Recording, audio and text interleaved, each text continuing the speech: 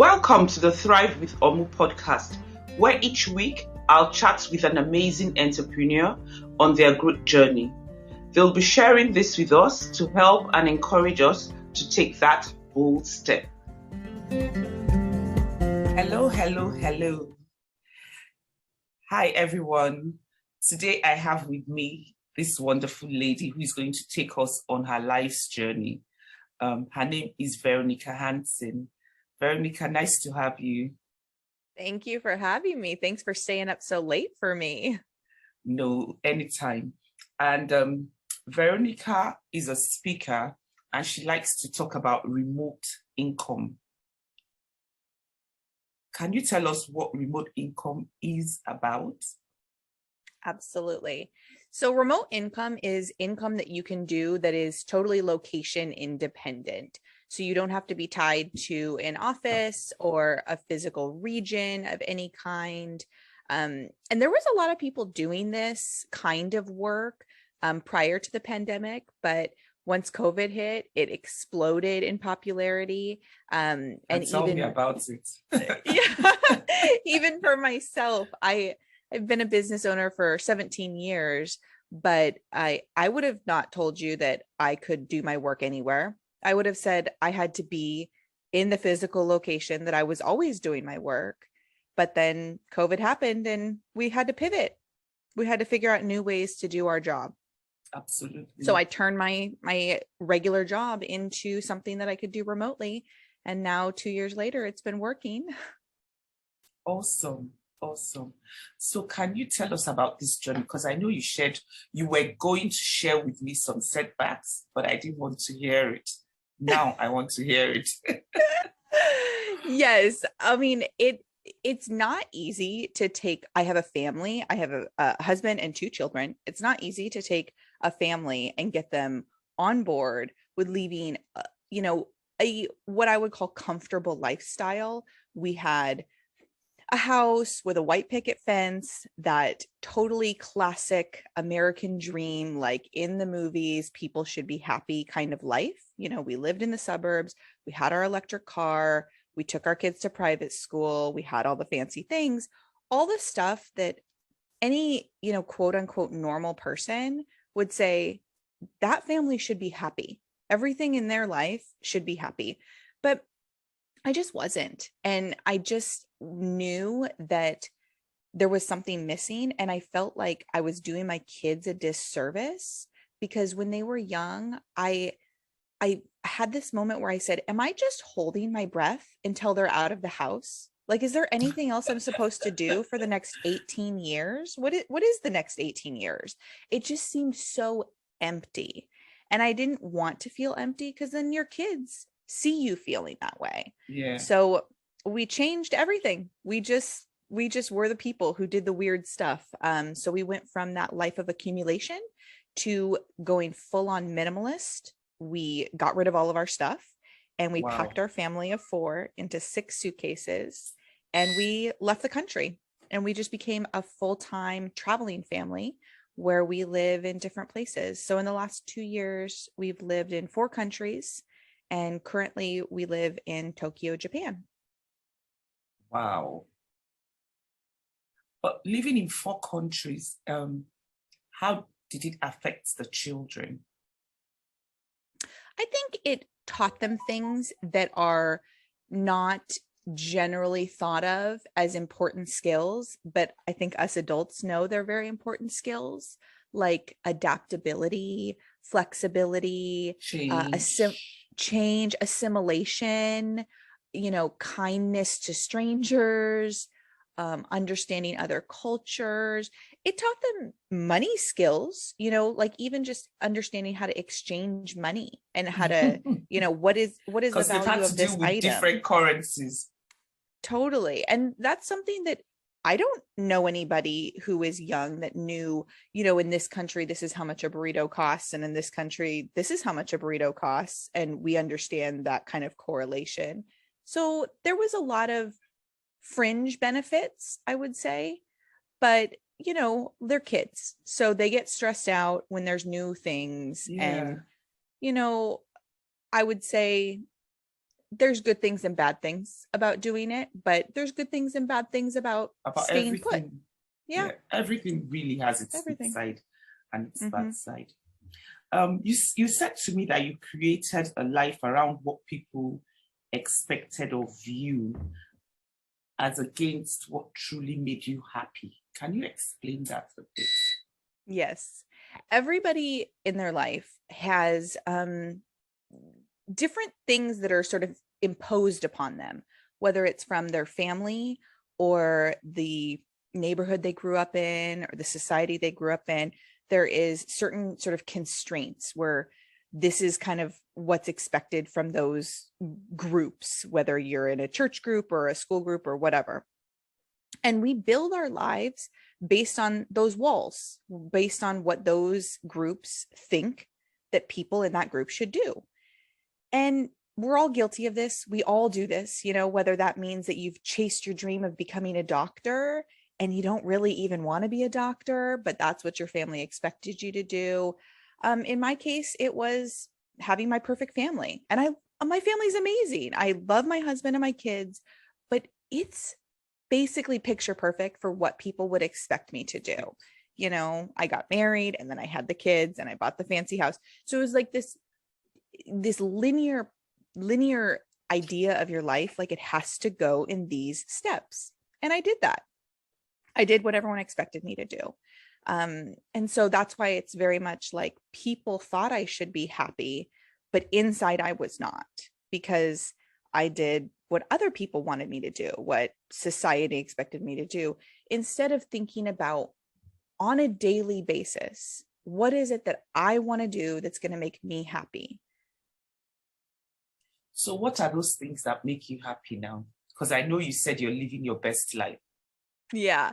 A long time ago, when I was a kid, I saw a movie, and I haven't seen the movie in a long time, but I remember that part of the quote in the movie was something about them talking about their dream life. Like if they had won, you know, the Powerball, the lottery, what would they do with their life? And this one character said, he would do nothing. He has no ambitions to do anything. He doesn't want to cure cancer. He just wants to do nothing. And I remember as a kid thinking, that sounds awesome. But no reasonable person can have that dream, right? Because unless we're like independently wealthy or like our parents hand us tons of money, who can do nothing? That's nothing. Crazy. And get paid for it. Right. That's impossible. Impossible. So, I mean, I remember being very attracted to that idea as a child, but then as an adult, but as an adult, you say, that's unreasonable. That's impossible. It's economically impossible. I don't have the means to do nothing. So I did the next best thing, which for me is living a dream of traveling full time without doing any of the things I didn't want to do. You know, a lot of people think that people who are going to travel full time have to be like an Instagram influencer, like young and gorgeous and in a bikini all the time. And I mean, I'm a mom. I'm a regular sized woman. I mean, I'm not that person who's going to be able to travel the world for free. You're not an Instagram influencer. You're just doing your thing. I'm just doing my thing. So I work as little as possible. I leverage things like residual income. I leverage my real estate back in my home country in order to kind of piece together an income. Like I don't have a ton of money from one particular source. I just piece it together and I don't need a lot. I just need enough to live my life and do my thing, you know, and on a daily basis, just get to do as little as possible, walk around, chat with who I want to chat with, like as little as possible, picking up my kids from school. You know, I'm a simple person. And I think people don't want to say that if you ask them, like, what's your dream? It seems kind of like lame to be like, I don't really want to do much. I just want to take my kids to school and pick them up from school. You know, like, people don't write books about that. Yeah. So it was really a rough time when you were not really living your life and being happy. it seemed like every other person was happy for you, but you Yeah. were not happy. And I figure that it's even more pressure when people are expecting you to be happy and you feel like saying to them, listen, I am not happy. Yes. And even if you dare say, I am not happy, they would wonder, are you crazy? How can't you be happy with all that you have? Because a lot of people have tied happiness to material things. Yes, so much true. And that's why one of the examples that I use when I talk about like if people are going to be happy is some people's dream is to like live off grid, go make a sustainable farm where it's just them and that, that would make them happy. But economically, it's pretty hard to do that because you need a lot of money to set that life up. Yeah. But people get stuck in just paying the bills and doing what they have to do to survive so that they never chase that dream of actually going and creating that farm because they're too busy doing the stuff they don't want to do in the life that they don't even want. So it becomes sort of a problematic cycle where it's hard to get out of. But if you can figure out the things that you actually want, even if they don't seem awesome to somebody else, they don't have to seem awesome to somebody else, just to you. It only matters to you. You said something to me about goals, your level of goals, the different levels. How did you use that? How did you use that to get to living your best life? Totally. And this is an exercise that anyone can do because this is what happens and it repeats itself throughout our life over and over. There's 3 levels of what we want out of our life. And the first 2 levels are total rubbish. So level 1 is anything that you're willing to say out loud. So if someone were to ask you, like, what are your goals in life? What do you want to do in 5 years? What do you want to accomplish? You're going to have a canned answer that you tell them, whatever you are comfortable telling them. And that answer is going to be something that's reasonable.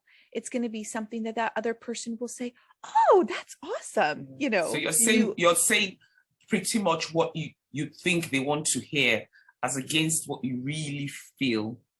Totally. So level 1 is just something to fill space. It's just something that you say. You're willing to say it out loud. Level 2 are the things that you think about in your head, the things that you daydream about that you think these are the big ones. These are the ones that are like, oh, I'm going to get this amazing car, or I'm going to move to this great neighborhood, or I'm going to go on this epic vacation that's going to look so good on Instagram. You think about them and you daydream about them and you think this is where people get stuck in their life. Level 2, you think this is your dream, but we and you think it's real life. And people like that often follow people on social media and kind of fashion their life around what they see on social media. Totally. Oh yeah. It's totally influenced by what we see out there and what we think other people have done. But we know that is not what you really want because it has not motivated you to change your behavior. You let it live in your head and you like to think about it, but you don't change things in your life to align your life with that dream. So we know it isn't the thing that you actually want because it hasn't motivated you to do anything. And your actual dream is something that's aligned with you that will motivate you to do things that you've never done to get the results you've never had. So the level 3, that's the dream that as soon as it goes in your head, I like to say to people that you kick the dream in its face. You kick the dream in its face because you're like, that's too unreasonable. People like me don't live a life like that. And whatever that looks like for you, you don't even let yourself think about it because it's too ridiculous. So for me, that was doing nothing and traveling the world. And for other people, it might be a sustainable farm where they don't have to, buy food from a grocery store. They just grow it all. So are you saying that level 3, when you have that dream, you go for it? Is that what you're saying? once you realize that dream, you start to change behaviors. You're like, it's actually aligned with what you want, and therefore you actually do something different. You create a new income stream. It's followed by action. 100%. Awesome. So where are you traveling to this Christmas? So this Christmas, we are going to stay in Japan because part of my dream was that I wanted to be near family. I think the number one thing when people hear my story is they say, well, I couldn't move like around the world like you do because I wouldn't want to be away from my family. And the truth is I don't either. You know, my dream is not to move around the world because I want to be away from my family. I adore my family. So my parents actually moved to Tokyo like 2 weeks ago to live with me. So now we're going to have a nice family Christmas. My last 2 Christmases, I've been away from my family. You know, I was in Egypt and we were in Dominican Republic, the one before that. And we were at hotels, but now we're in our house and we have a Christmas tree and my parents are here. It'll be much more, you know, traditional, like back when I was a kid. Mm-hmm. Awesome. That's great. So I'm happy you're living your best life and you shared with us your journey. Is there any other thing you would want to tell the audience? Yeah, the other really helpful thing that I can teach people has to do with how to get rid of your stuff. So we, like you said earlier, you know, we are very materialistic. We like to accumulate things. Yeah. And we're obsessed with our stuff. So I actually coach on minimalism and helping people to like shed that stuff so that whatever their dream life can be, whether it's entertaining in their own home, but they don't currently because their house is so cluttered with stuff, or whether it be, you know, something like me where you pack everything up and you travel the world, our stuff hinders that. So really quick, I'll just share that there are 3 reasons why you hang on to your stuff. Number 1 is you pretend that there is some sort of productive thing you're going to do with the items. So you say, I have this project that I can foresee happening someday in the future and I want to keep that thing. Yeah, you'll need it. Exactly. Number 2 is the financial justification of keeping stuff. And that justification has to do with either you spent so much money on it, so you don't want to get rid of it, or you don't care about the item, you want to sell it, but you want to sell it for some arbitrary amount of money. You say, I've picked this dollar amount and I don't want to let it go unless I can get that amount. And nobody would pay you that amount because it's like a used old item. But that in turn means that you hang on to the item. And then the last one is the emotional justification. You say that you don't want to get rid of the stuff because it has some sort of meaning to you. And I think a lot of times that meaning, if you were honest, is just a memory. It's not really meaning. It's just you remember how you got that item. And so somehow that means you never, ever want to get rid of it. Like you remember the day you bought it. And so those 3 things keep us holding on to items that we don't need. And so I teach people how to work through each of those 3 things. But just knowing those 3 things, I think, is helpful just for anybody. Once you know those 3 things, you can kind of say to yourself, okay, she said I would say this and I can get rid of this because she told me I would say this. And I don't really need it. That's true. Awesome. Thank you, Veronica. It's been so nice chatting with you. I'm sure that everyone that listens would have some piece of information to go home with.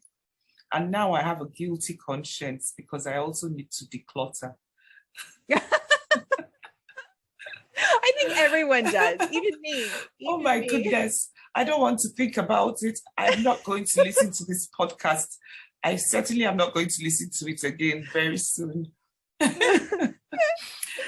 Thank you so much, Veronica. Thank you. Absolutely. Thank you. Okay, then. Enjoy the rest of your day. Thank you. Have a good sleep tonight. Thanks. Bye. Bye. Thank you for listening to today's episode of Thrive with Omu podcast. This is your host, Omu Obilo.